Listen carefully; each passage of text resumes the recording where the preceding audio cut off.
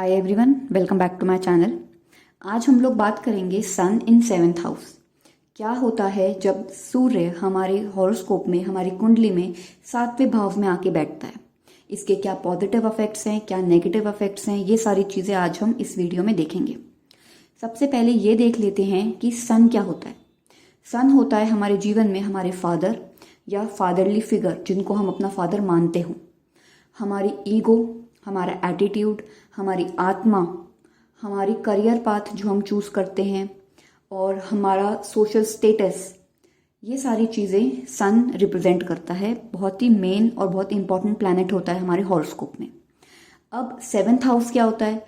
जैसे first house को हम अपने आप का हाउस मानते हैं कि ये हम हैं, तो उसके एग्जैक्टली ऑपोजिट सेवेंथ हाउस है।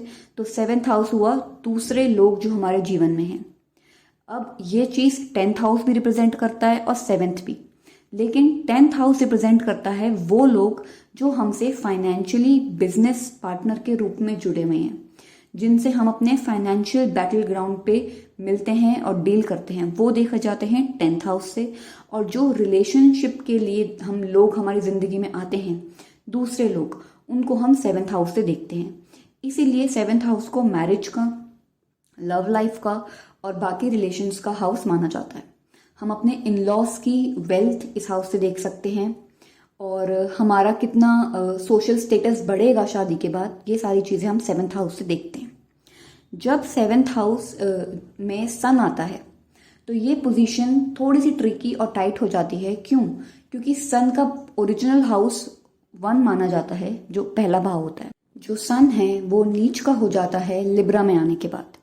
तो ये पोजीशन सन के लिए थोड़ी सी अनकंफर्टेबल है, क्योंकि यहाँ पे सन, जो कि एक राजा हम बिलीव करते हैं हॉरोस्कोप में, यहाँ पे आने के बाद सन एक तरीके से अंडरवर्ल्ड में आ चुका है, एक ऐसे प्लेस में जहाँ पे कोई भी उसको राजा नहीं समझता है। तो यहाँ पे सबसे बड़ा जो झटका सन को लगता है वो उसको ईगो और कॉन्फिडेंस पे लगता है। ऐसे इंसान को बार बार इंसल्ट का सामना करना पड़ता है।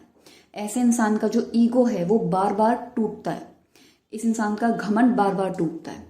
और इस चीज़ को ओवरकम करने के लिए ये लोग ओवरली अग्रेसिव और ओवरली फायरी हो जाते हैं। ये वो लोग होते हैं जिनके साथ आप डील करने से पहले डरते हैं कि यार ये सामने वाला इंसान कुछ भी कर सकता है।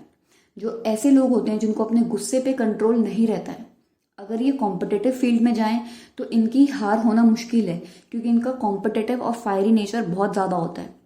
क्योंकि ये वाली प्लेसमेंट आप मोहम्मद अली के हॉरोस्कोप में भी देख सकते हैं। तो ये बहुत फायरी, बहुत टेम्परामेंटिव और बहुत कॉम्पिटिटिव नेचर होता है। लेकिन इस इंसान को बहुत स्ट्रगल और बहुत मेहनत के बाद ही कोई ना कोई सक्सेस मिलती है। सक्सेस मिलती है, लेकिन स्लो एंड स्टडी। एकदम से जो बूम होके सक्सेस मिल जाती है वो नहीं मिलती इन लोगों को। इनको बहुत मेहनत के बाद सक्सेस मिलती है। लेकिन एक बात इन लोगों की चार्ट में अच्छी होती है, ये लोग किसी को भी मैनिपुलेट करके अपनी बात कैसे ना कैसे मनवा ही लेते हैं। इनके अंदर मैनेजमेंट का एक गुण बहुत ज़्यादा स्ट्रांग होता है। चाहे आपको इनकी बात पसंद आए, चाहे आपको इनकी बात पसंद ना आए, किसी ना किसी बाय हुक और बाय क्रूक ये आपसे अपनी बात निकलवा ही लेते हैं। इनका जो फायरी नेचर होता है और ओवरली पोजेसिव नेचर होता है, उसकी वजह से मैरिड लाइफ में थोड़ी सी प्रॉब्लम्स आती हैं। क्योंकि यहाँ पे इस इंसान को लगता है कि सब कुछ अपनी शादी में मैं कर रहा हूँ, सामने वाला इंसान नहीं कर रहा है। जबकि ये ऐसा सच नहीं होता। दोनों कंट्रीब्यूट कर रहे होते हैं, लेकिन इनकी बार बार हर्ट हो रही ईगो की वजह से और लो सेल्फ एस्टीम की वजह से इनको लगता है सामने वाला बंदा बिल्कुल भी कंट्रीब्यूट नहीं कर रहा है, जिसकी वजह से मिसअंडरस्टैंडिंग्स होती हैं और इन लोगों की शादी या तो टूट जाती है, डाइवोर्स में एंड करती है, या बहुत मिसअंडरस्टैंडिंग्स के साथ चलती है। इसलिए इन लोगों के चार्ट में एक से ज़्यादा शादी के भी चांसेस देखे जाते हैं। ओवरऑल ये प्लेसमेंट इतनी ख़राब नहीं है जितना लोग डराते हैं। लेकिन हाँ, इन लोगों को कुछ चीज़ों का ध्यान रखना चाहिए। जैसे कि इनको ये समझना होता है कि सब कुछ ये नहीं कर रहे हैं, सामने वाला भी कुछ ना कुछ काम और कुछ ना कुछ कंट्रीब्यूशन करता है।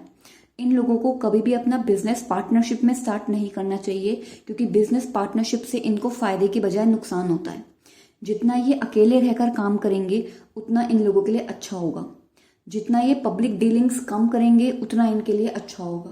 जितना ये अकेले रहकर, मतलब आइसोलेशन में काम कर सकें, उतना इनके लिए बेटर है। कंपनी में जितने कम लोग होंगे उतना इनके लिए बेटर है।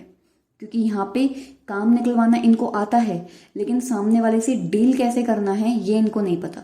ये दूसरों का दिल दुखा सकते हैं अपनी ईगो को सेटिस्फाई करने के चक्कर में, क्योंकि यहाँ पे जब कॉन्फिडेंस लो होता है तो राजा है, उसको ये दिखाना है, अपनी अथॉरिटी प्रूफ करनी है कि प्लीज़ मेरी बात मानो। तो उसके चक्कर में ये अपने आसपास के लोगों को कभी कभी हर्ट कर देते हैं। इन छोटी छोटी चीज़ों का इनको ध्यान रखना चाहिए।